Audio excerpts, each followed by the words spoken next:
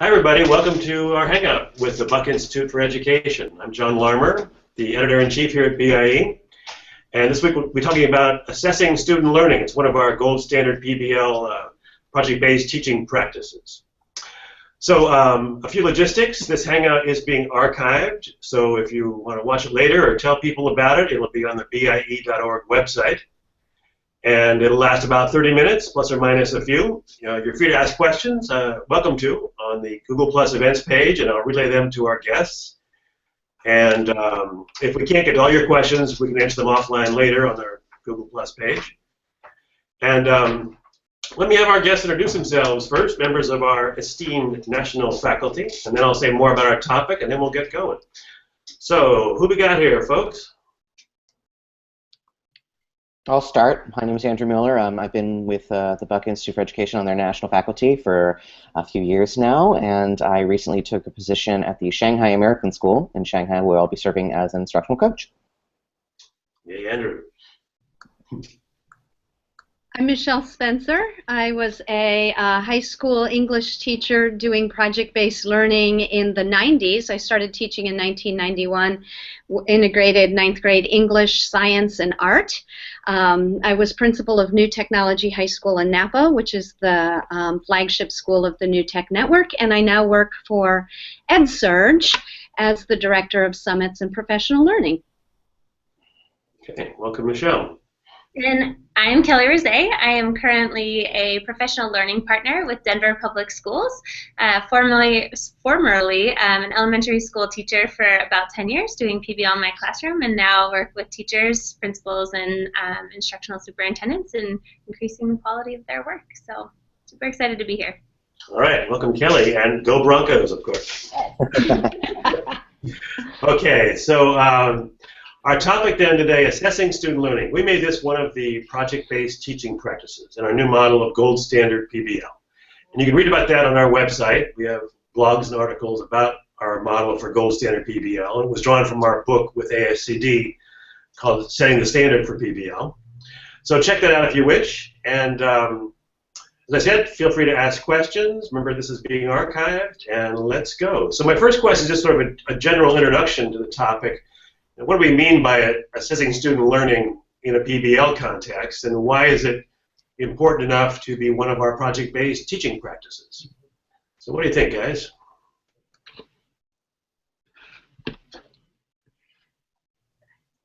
I'll go. I really believe in assessment, and I know that there are different expectations around what that looks like, but I think assessment within PBL is especially important, not necessarily because it's just best practice, but specifically because kids need to know where they're at and what they need to do to continue to grow in relation to what the standards are saying, and then personally what their goals are and what they've set for themselves, both in skills and understanding. I have had so many teachers, and I myself as a teacher at one point was like, I know my kids right here, like I know them, but that wasn't enough, because it's not enough for teachers to know their kids, it's important for kids to know themselves, and so that assessment really unveils that and allows them the opportunity to really reflect and see where they're going. I just want to repeat. That's a great point, Kelly. I just wanted to say that one more time. It's important for students to know themselves, not just in the teacher's head. I like that. All right, go ahead. Michelle, you were going to say something? Well, I was struck too. Kelly, I fully agree. It's really about the feedback that students are hungry for to know how they're doing. And when they're given feedback, it really does help them grow and develop. And honestly, I think that kind of assessment can be very celebratory and a very powerful experience, even if they're not quite there yet. So I think assessment is a great opportunity to show growth and to celebrate in a positive way. Right, to connect with that growth idea, right? These projects often are very long, sometimes they're 2 to 3 weeks or longer, and so with that, we all have to know where we're at throughout the process, like where am I at the end of these first few days as a student. Teachers know at the end of week 1 where are my students and how do I adjust. So without assessment, a project going to flop. I mean, you won't know what you need instructionally to do next. And of course, from the design perspective, you need to know where you want your students to go. Now, you can be flexible in that, of course, but when you design a project, you know, to use the phrase, begin with the end in mind, you want to know these are the learning goals I want for my students, and how do we all get there? But there's an intentionality to it. Yes. Okay. All right, thanks for the intro, guys. And I should mention that all of these folks are national faculty have conducted our PBL 101 workshops, in some cases probably hundreds of them, Andrew, in your case. And this question of assessment is an important one. So we spent all of day 2 of our 3-day PBL 101 workshop talking about assessment. And so I want to ask you guys, just when you do the workshop or just in your own coaching of teachers and your own work, what are the best practices for assessment in PBL? Well, something I think that's really important to remember is that this is focused on the word assessment. It doesn't say grading. I always like to say this: assess more, grade less. We all have limited time as educators to do all that, and I think it's important, you know, as Michelle said, you've got to give that critical feedback to students, and that does take time, but that doesn't mean you need to be putting it in for a grade, and especially if we want students to feel like they can grow, if they can grow throughout the process of a project, right, and that, you know, I may be here, but I can get here. A grade may or may not, you know, hinder that. It might actually make a student feel like, oh, I thought I could grow, but now I have a grade and I can't improve it. So I think thinking about that grading, yes, there will be a grades associated with it, but I think that we need to move the conversation towards more assessment and not necessarily grading. And one of the most important kinds of assessment is an informal sort of assessment. When I was principal, I used to make sure I was in classrooms for as many hours a week as I possibly could, and I made it a priority. And I'd walk into every classroom and I'd ask students, what are you learning? And the interesting thing is, oftentimes they mistakenly tell you what they're doing. I'm building a bridge, you know, I'm generating something with a magnet, but it's like, but what are you learning? And as soon as a student can express in their own words what they're learning, and you actually recognize kids speak of a state standard, you kind of know something is really happening there. And that sort of harkens back to Kelly's notion of kids assessing themselves and simply asking the question, what are you learning? It was very revealing to the students and of course, to me as an administrator. Yeah, absolutely. That idea of reflection within students is probably one of the best practices I could encourage with assessment, just that we're really helping kids understand themselves and what their next steps are. And that means that we need to be a little transparent with the assessment process. And a lot of times that's you know, really held by the teacher, and that shared ownership of the assessment and really bringing kids into that process. So there's no gotcha moments. You know, and that is again, really supported too by differentiated assessment. So that idea of grading that you were talking about, Andrew, lends itself to you know, everyone getting the same thing at the same time, the same assessment at the same time, in the same way. And I think that we can do better than that. And so really considering what are some different ways, what are some different methods, what are some different times that you might assess kids along the way, so that they really are getting that assessment to move them forward and not having it be a hindrance, feeling like a block keeping them back.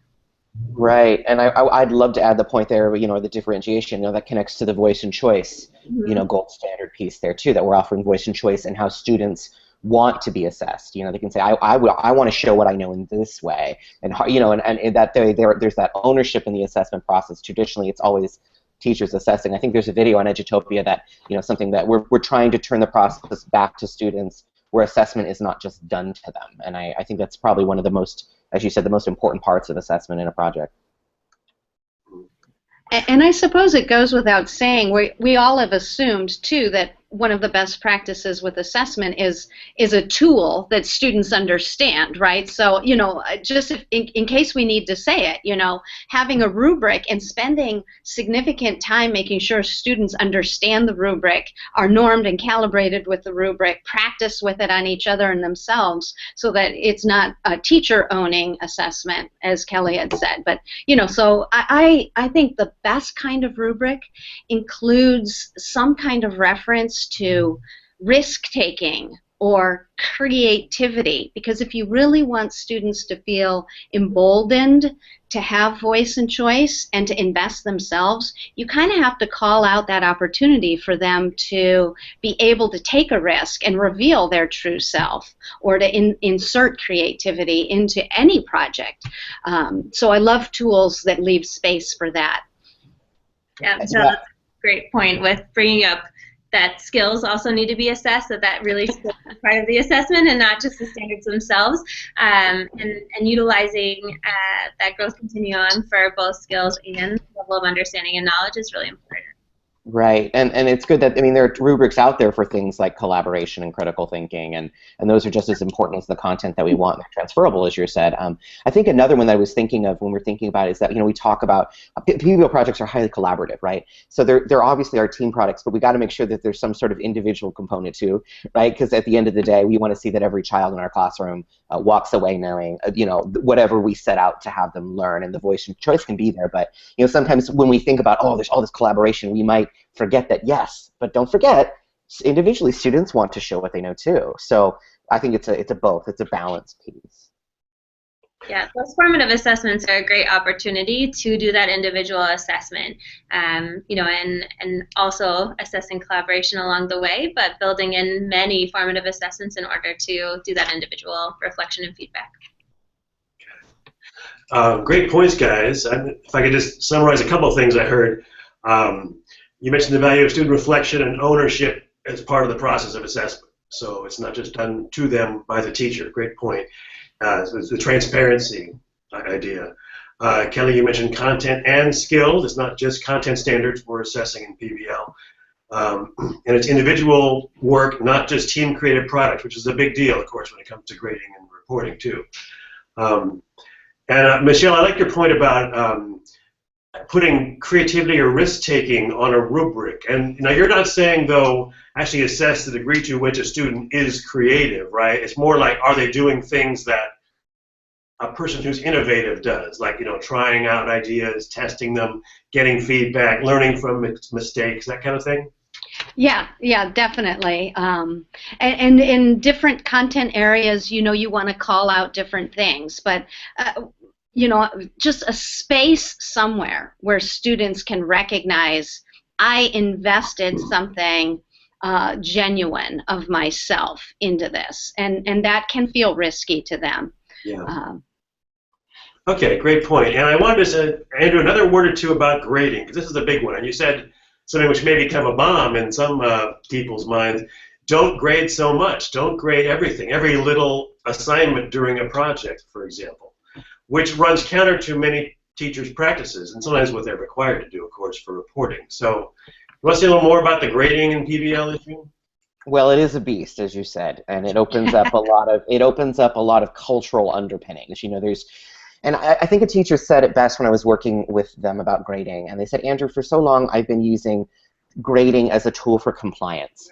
And you know, it really shifts the conversation from compliance to engagement. And let's be honest, when you take that tool away, right, it's a tool, what are you left with? And that can be really challenging I mean, it was for me, because I used to grade everything, because that's what I did. I assessed the way I was assessed. And I think that that's really hard. And I think what we have to do is, again, as Michelle said, focus on feedback. That is the key there. And I think that it takes time, but maybe reflecting on that and say, you know, do I really need to grade this? Can I share and report it, which is different from grading, in whatever gradebook tool, and say this is where your child is at, or even put in grades and view them as temporary. This is where you're at, but you'll move forward. And I know that you know, Kelly said that knows that it's important with parents. I'd love for you to chime in about that there. Yeah, just that there needs to be a shift in the parent identity with grading. That so often, you know, we use apps here in DPS that allow parents to see real-time grades, and you know, that's the way that they've been taught and the way that they expect to see the results of what's happening in the classroom. And if we shift that culture to where parents are really connecting with the feedback, the reflections, the more anecdotal work, kids really understanding their goals and next steps, then we can potentially change our practices. Or one or the other needs to happen first. It might be a chicken or the egg thing. But I think that there's some culture shifts that need to happen in terms of what we're letting people know to expect, and what that information should be used for. It's a long conversation. It takes time. We're not saying you can do it overnight, but I think it's important because if we want our projects to be engaging and have students view them as a growth opportunity, then our assessment practices have to match it.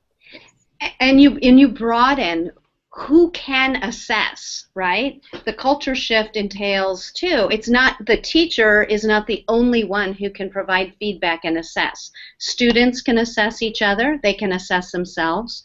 Parents can contribute assessment. The community experts and people from our community can also be participants in feedback loops and assessment.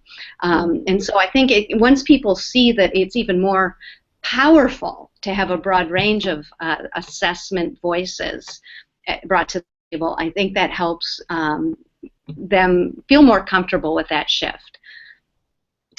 Yeah, that's a good point you brought up, Michelle. So in PBL, assessment is, in a way, it's more real world or more authentic, because in the real world, it's not just like one person assessing you usually. I mean, it could be a supervisor on a job, I suppose, but often there's colleagues involved and people you work with. So I like your idea of bringing in the community, experts. Lots of people are involved in the assessment process, not just the teacher. And important to say peers, not just self and teacher too. Yeah. Okay.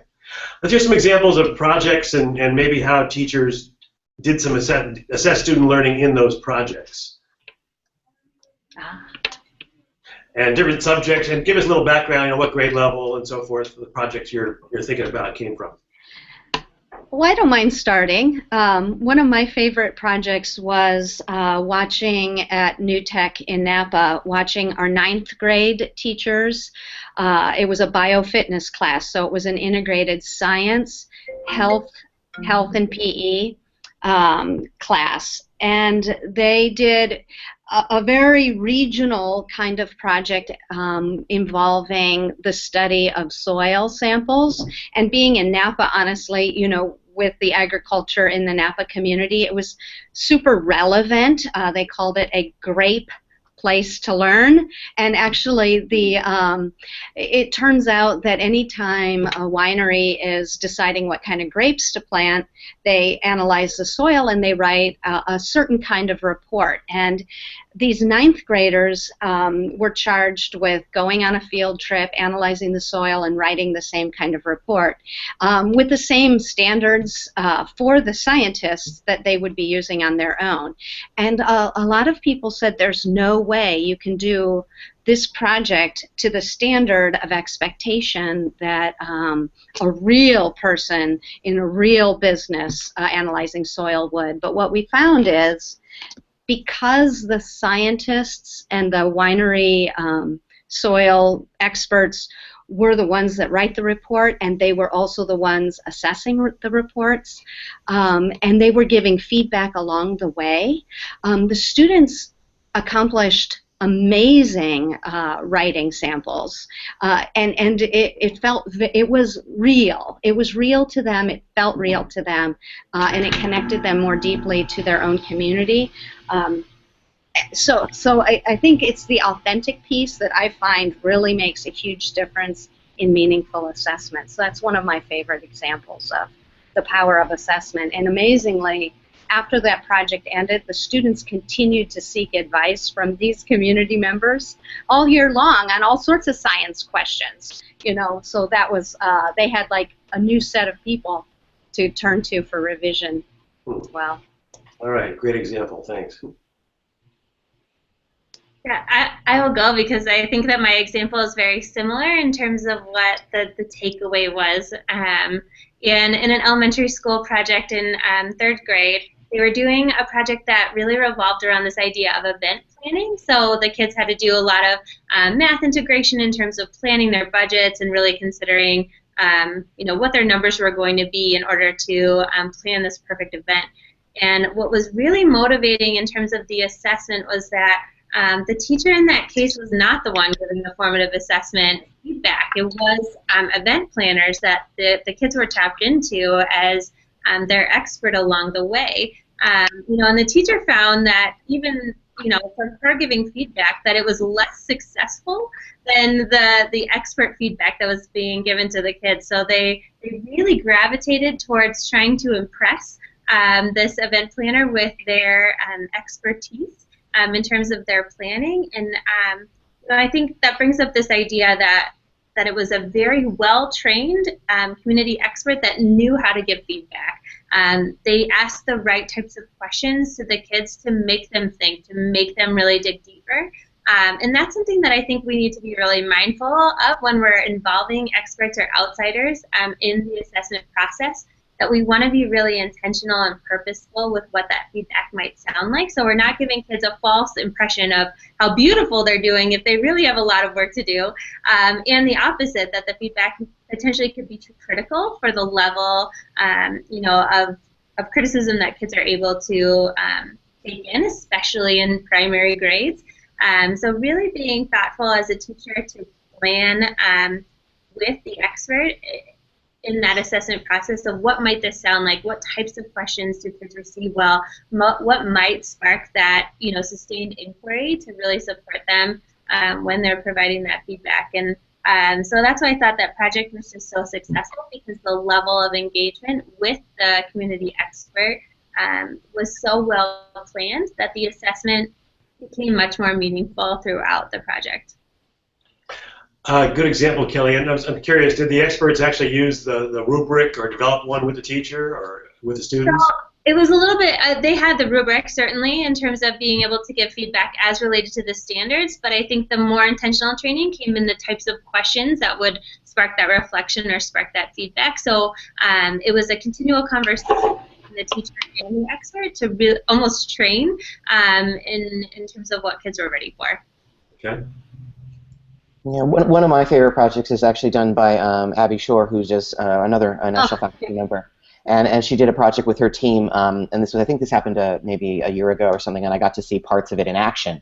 And it was a Digging for Dinosaurs project, and it was second grade, and so they were focusing on literacy components, some math, and then some science. Obviously, you can tell on extinction events and things like that. And so they were trying to figure out, what really happened to the dinosaurs. What do you think happened? And I think what I really took away from that was there were more than one product, so that was okay. Like sometimes we always think we have to come up with like one really big epic kind of product, but in terms of assessing the outcomes they wanted, they actually had to kind of break it up into chunks. And so I thought that was a really great way of thinking about it. And the other thing that I thought was really kind of kept it real for me, and I think keeps it real for other teachers, is that we all have like prescribed curriculum often, our literacy curriculum or math curriculum, and sometimes our science or our textbooks. And what they did is they simply leveraged those tools and those assessment tools. So if there was something that they knew they had to do, for example, it came out of their math investigations unit, they used some of those traditional assessments along the way. So things like exit tickets and things like quizzes, and we often think, oh, those are bad. No, they're not bad. They're great moments to check for understanding, and that those would happen throughout the projects. No, they weren't any sort of final product or authentic product, but they were used as really quick, check-ins to see what students have, punctuation quiz. And that's the other thing, is that they have a high ELL population, so they had really good tools to check for the literacy components to make sure, do students understand the vocabulary? Do they understand the syntax? And so they brought not only content quizzes and checks, but also literacy pieces in there as well. Okay. Hearkening back to what Kelly said too about providing a kind of training to the community members who give feedback, the fascinating thing I saw as well is who trains who. I mean, the project I was describing where they were writing the lab analysis report, the soil analysis, what happened was the team teachers set out to train the community member in state standards, but the community member trained them in real world standards, and actually the community member changed the thinking of the educator and broadened their ability to contextualize learning in an authentic way. And so it kind of is like, well, who's training who here? And I found it super valuable for math teachers, because math teachers, if I can pardon me, overgeneralize. They can be so expert in a certain thing that it's hard for them to understand a transference to real world, or even to a transference to kids who just can't get it. But the minute a community member comes in and works with a teacher, and the teacher trains the community member on assessment, there is a back and forth that really changes the educator as well, and brings a context to the assessment. That I just believe in that. Yeah, a great tip that I would always do, and we would work in teams who were coming up with projects, is we're looking at our content and trying to figure out an authentic context. Is something we did at our school. Is like, if we didn't know, we just started asking friends in the field. We're like, I don't know this as well as I think. So just reaching out to your own friends and your own colleagues in work situations or careers can actually really broaden your thinking maybe more than you thought. Okay. All right, great point, Michelle. Thanks. We're getting down to our last 5 minutes here or so, and my last question was just any thoughts on common challenges or pitfalls you've seen teachers face in your coaching and or one-on-one workshops you deliver? We mentioned grading already, so we got that challenge. What other common pitfalls or challenges would you see, and ways to overcome them? I think one that I see related to formative assessment and checking in is when you assess, right, you're going to find that some students get a concept and others that don't, right? That's just how life is. And I think we have to own that and really differentiate based on that. And I think that I made a common mistake. I'd check for understanding, and then I'd find half and half, and I'd do whole group instruction. And I'm like, that's silly because half of them got it. Why am I doing that? And so there's a little bit of fear of letting go. Like, these kids are ready to move on. We can give them the next step or the next task. I'm going to pull these students aside. So it's a challenge because it comes from a fear of letting go. And I know I experienced that personally. So that's one thing. Okay. When I was an English teacher, I found that investing energy into helping students learn to evaluate other students' writing reaped greater gains in their ability to improve writing than in teaching them how to write. And so along that lines of relinquishing control, I found that I needed to coach them in how to use an evaluation tool to assess somebody else before they could begin to find their own way through difficult, challenging writing. So I think a pitfall that we want to avoid is that sense of teach it harder, teach it more, when really it can be support, nurture, facilitate, having them maybe evaluate others and get better at evaluating others' work. It's a safer way to maybe extend some growth internally. Okay, thanks, Michelle. Kelly?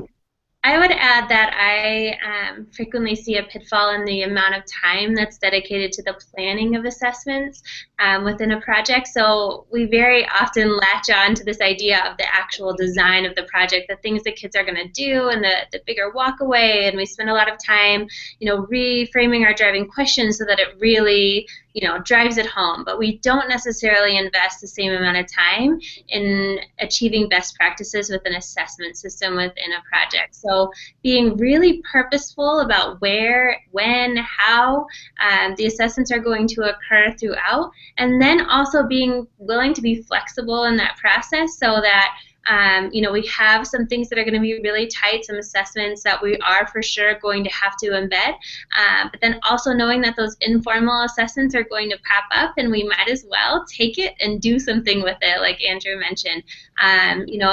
The intentionality behind assessments really needs to be there. It needs to be something that if we're going to assess, we need to use it in some way, whether that's to adjust our instruction or to plan differentiation or to help kids create their goals and next steps. So, really just being as intentional with assessments as we are with design.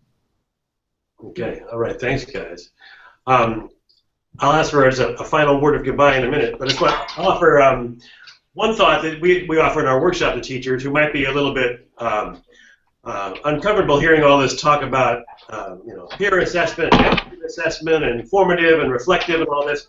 There's a place for traditional assessment tools also, of course. So if you need to give a quiz to assess students' content knowledge before moving on to the project, even a test maybe toward the end of content knowledge, as well as all the other authentic kinds of assessment you do. It's okay to use those traditional tools too. So, yeah. All right. So our half hour is almost gone by, so thanks a lot, you guys, for great comments. There will be a blog I'll write about this, so you folks out there can read about our conversation, and of course you can watch the Hangout or share it. It'll be on our archive at BIE.org. So let's hear a final word of encouragement, goodbye, or something you forgot to say from our guests. Focus on formative assessment. Okay. I'll add one more thing that I think is important too, just considering the level of rigor with your assessments and how you're going to scaffold that process too, that we don't always just want really simple or really complex assessments, and thinking about a variety of those too. And my comment would be the same. It's really just the importance of formative, you know, and the opportunity to redo everything, you know, and to build in expectation that there needs to be redo for many kids, and find a way to make that natural. Okay. All right. Thanks, guys. This has been a great hangout. So I just want to bring up our next hangout so I can tell our viewers to join us in 2 weeks, Tuesday at noon Pacific time here in California. And our hangout, let's see, it's February 23rd. The topic is critique and revision, and that's one of our gold standard PBL essential project design elements, critique and revision. So we'll have more of our national faculty guests in 2 weeks, next Tuesday, 2 weeks from today on Tuesday. So thank you guys very much, and to everybody out there, feel free to ask us questions on our Google Plus events page, and we'll see you next time. Bye-bye.